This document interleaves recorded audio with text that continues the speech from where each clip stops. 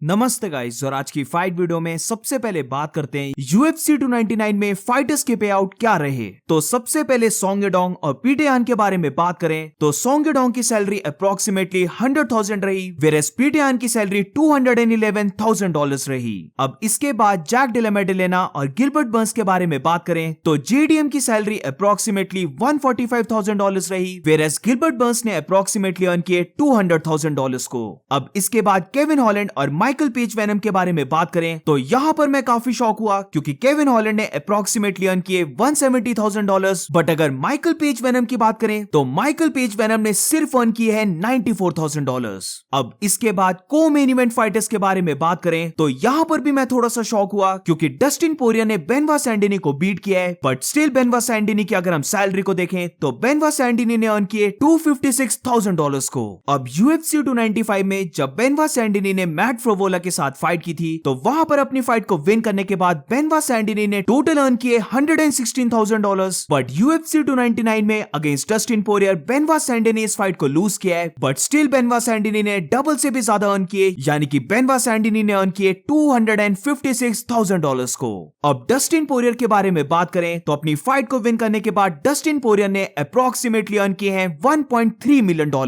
तो इसका मतलब ये कि डस्टिन पोरियर ने अप्रोक्सीमेटली अर्न किए हैं 10 करोड़। अब UFC 299 के मेन इवेंट फाइटर्स के बारे में बात करें तो मार्लिन वेरा ने अर्न किए $187,000, यानी कि 1.5 करोड़। वेरेस अगर बैंटवेट चैंपियन शॉन ओमेली की बात करें तो शॉन ओमेली की पे सुनकर ये पता लगता है कि UFC शॉन ओमेली के ऊपर काफी इन्वेस्ट कर रही है। वो चाहते हैं कि शॉन ओमेली UFC का एक सुपरस्टार बन जाए, और ये चीज हम उसकी पे में भी देख सकते हैं जहां पर शॉन ओमेली ने अर्न किए हैं $2.3 मिलियन, यानी कि अप्रोक्सीमेटली 20 करोड़ शॉन ओमेली ने इस फाइट से अर्न किए हैं। अब इसी के साथ ये रही बाकी फाइटर्स की भी सैलरी, जहां पर एक चीज मेंशन करने वाली है कि राफेल डोस सांटोस ने भी according to his recent fights काफी अच्छी अमाउंट अर्न की है, जहां पर राफेल डोस सांटोस ने अर्न किए हैं $221,000 को। अब पॉइंट टू नोट करने वाला ये है कि ये जितनी भी सैलरीज हैं ये सारी अप्रोक्सीमेट सैलरीज हैं, ये एक्चुअल नंबर्स नहीं है, एंड ऑल्सो सिर्फ एक फाइटिंग की सैलरी है, यानी कि ये जो पे शो हो रही है यहाँ पर स्पॉन्सरशिप का मनी और पेपर व्यू पॉइंट्स का मनी ऐड नहीं हुआ है। तो आज की नेक्स्ट वीडियो में बात करते हैं एंथनी जोशुआ और फ्रांसिस इंगानू ने अपने बॉक्सिंग मैच से कितने मनी को अर्न किया। तो according to the reports Anthony Joshua ने अर्न किए हैं $50 मिलियन,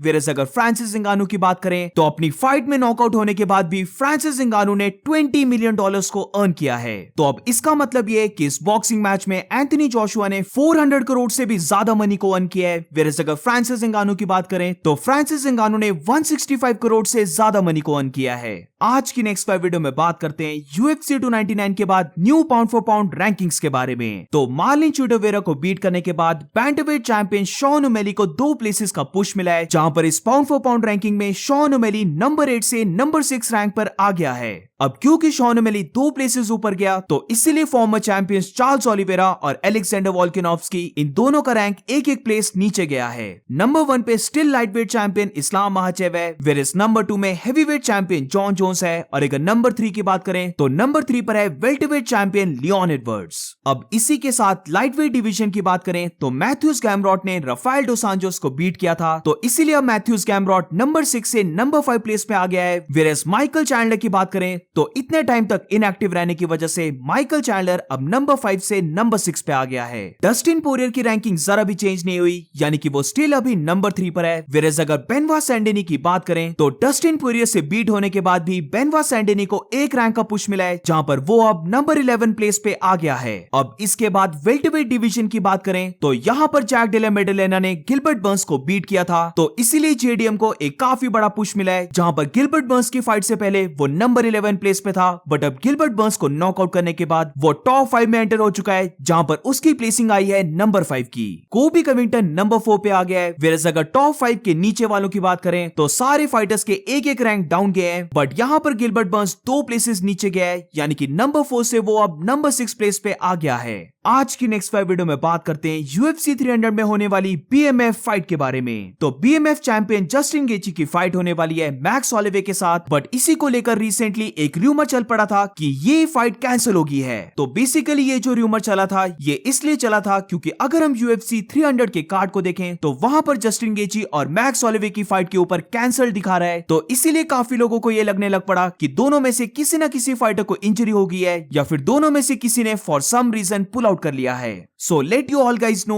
ये सारे रूमर्स फेक हैं। अब ये जो कैंसिल दिखा रहा है ये एक्चुअली में रियल फोटो है, बट ऐसा कुछ भी नहीं हुआ है। ये बेसिकली हम बोल सकते हैं एक एरर है और जस्टिन गेची वर्सेस मैक्स हॉलोवे की फाइट इज स्टिल ऑन। वैसे भी अब अगर हम कार्ड को देखें तो वहां पर हम देख सकते हैं इस फाइट को फिर से ऐड कर दिया है। अब UFC 299 के फाइटर्स से रिलेटेड मैं कुछ अपडेट्स दे देता हूं, जहां पर अगर पीटर यान की बात करें तो according to the report Song Yadong की फाइट से पहले पीटर यान को ग्रॉइन इंजरी हो गई थी, यानी कि मेन पॉइंट के एरिया में इंजरी हो गई थी और इसीलिए फाइट से एक हफ्ते पहले पीटर यान ने कंसीडर किया था कि वो फाइट से पुल आउट कर ले। तो मैं तो सिर्फ यही बोलना चाहता हूं कि शुक्र है पीटर यान ने इस फाइट से पुल आउट नहीं किया। अब इंजरी को ही लेकर एक और फाइटर के बारे में अपडेट है, जहां पर रिसेंटली जैक डेला मेडेलेना के मैनेजर ने एक एक्सरे की फोटो को शेयर किया है, जहां पर हम देख सकते हैं जैक डेला मेडेलेना का लेफ्ट फोरआर्म कंप्लीटली ब्रेक हो चुका है। अब शॉकिंग बात तो यह है कि ये जो इंजरी JDM ने सफर की थी ये उसने सफर की थी फाइट करते टाइम, और वो भी राउंड 1 में। अब ये तो 100% सच है कि फाइट के टाइम ही JDM ने अपने फोरआर्म को ब्रेक किया है, बट अगर ये बात भी सच है कि राउंड 1 में ही JDM ने अपने फोरआर्म को ब्रेक कर दिया था, तो मेरी ओपिनियन में JDM एक एब्सोल्यूट सैवेज है, क्योंकि पूरी फाइट में ऐसा एक बार भी नहीं लगा कि JDM को अपने लेफ्ट फोरआर्म में कोई भी प्रॉब्लम है, और उसने बाकी के 2 राउंड्स भी पूरी फाइट की है, जहां पर राउंड 3 के लास्ट मिनट में उसने गिलबर्ट बर्न्स को नॉकआउट भी कर दिया था। तो huge respect for Jack Della मेडेलेना, क्योंकि वो इंजरी के बाद भी फाइट करता रहा। एक बार भी फाइट को देखते टाइम ऐसा नहीं लगा कि JDM इंजर्ड है, और जिस वे से उसने फाइट को फिनिश किया वो तो इस चीज को और भी ज्यादा बड़ा बना देता है। अब इसी के साथ जैसे कि हम सब जानते हैं कि फाइट को विन करने के बाद जैक डेला मेडेलेना ने शावकात राखमनोव को कॉल आउट भी किया था। तो अब रिसेंटली शावकात राखमनोव ने भी JDM का रिप्लाई दे दिया है, जहां पर शावकात का यह कहना था कि वो JDM के करेज और उसके कॉन्फिडेंस को रिस्पेक्ट करता है, बट JDM के साथ भी सेम होगा